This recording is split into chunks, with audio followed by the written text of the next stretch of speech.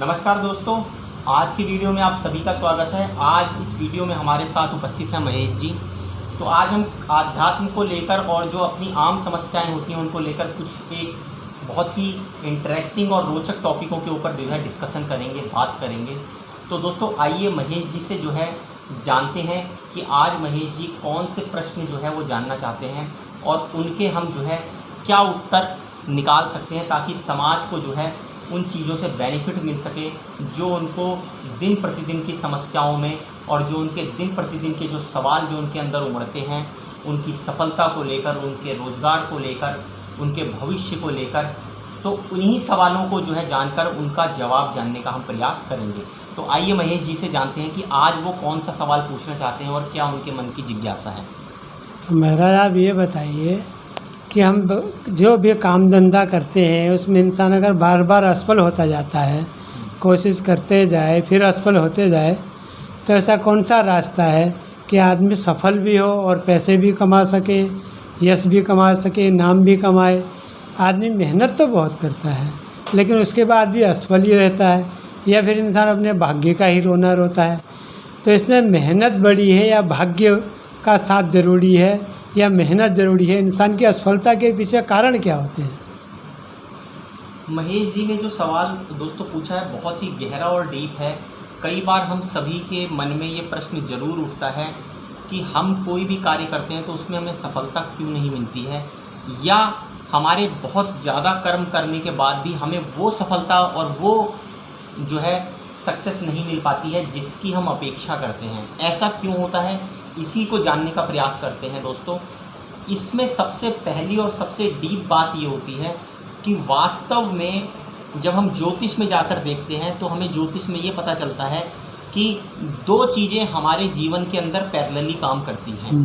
पहला होता है भाग्य, वो भाग्य जो हमारे पुनर्जन्म के कर्मों के द्वारा बना होता है, और दूसरा होता है कर्म जो हमारे वर्तमान समय के कर्म होते हैं।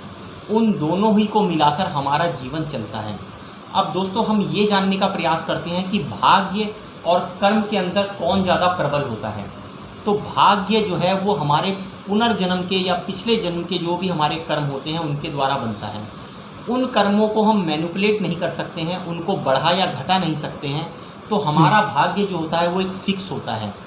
आप उसको एक ऐसी भीड़ मान लीजिए कि जिसकी ताकत जो है वो फिक्स है, लेकिन जो हम अभी कर्म कर रहे होते हैं, जो हमारे वर्तमान के कर्म होते हैं, वो फिक्स नहीं होते हैं। उनको हम अपनी क्षमता, अपनी बुद्धि, अपने तर्क के अनुसार, अपनी कार्यशैली के अनुसार बढ़ा भी सकते हैं और घटा भी सकते हैं। तो जो कर्म की नाम की जो भेड़ होती है, जब वो भाग्य नाम की भेड़ की तुलना में ज़्यादा प्रबल हो जाती है, तो ऐसी अवस्था में ही दोस्तों व्यक्ति को जो है वो बिल्कुल सक्सेस मिलनी पर्याप्त हो जाती है जिसकी वो अपेक्षा करता है, जो वो चाहता है।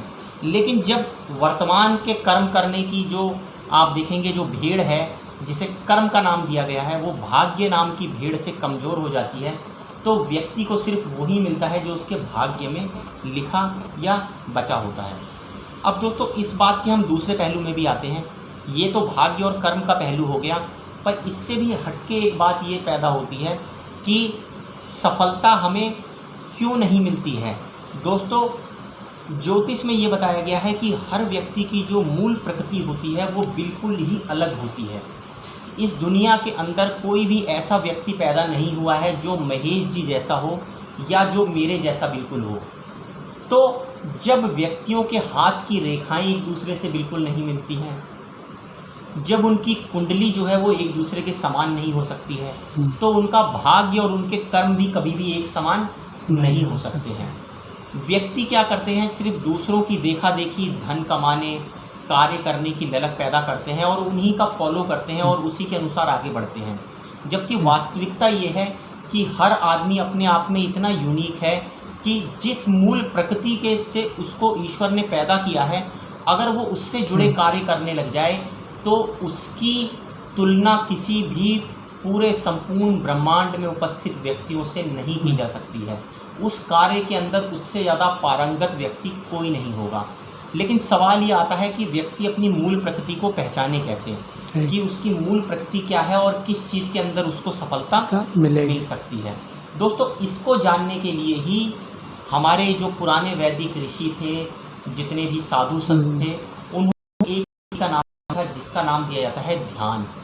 जब आप ध्यान की अवस्था करते हैं, आप मेडिटेशन में होते हैं, कई बार आप देखेंगे जो प्राचीन काल में जो साधु या संत हुआ करते थे, वो एक किसी विशेष दिन पर मौन धारण किया करते थे। दोस्तों, आप भी इस प्रक्रिया को करके देख सकते हैं। किसी भी एक दिन आप जो है हफ्ते में मौन धारण करके देखिए, आप किसी से बात मत कीजिए।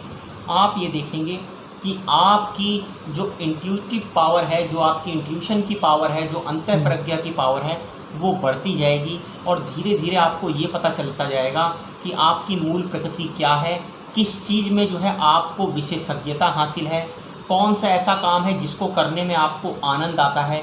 और जब आप उस काम को करेंगे, जब आप उस कला को निखारेंगे, जब उस ज्ञान को आप बढ़ाएंगे, तो वो आपको पैसा भी देगा, समृद्धि भी देगा, मान भी देगा, प्रतिष्ठा भी देगा और दुनिया में वो सब चीज़ें दिलवाएगा जो आप पाना चाहते हैं।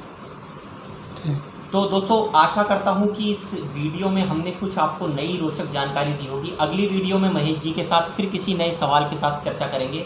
तब तक के लिए आप सभी का धन्यवाद।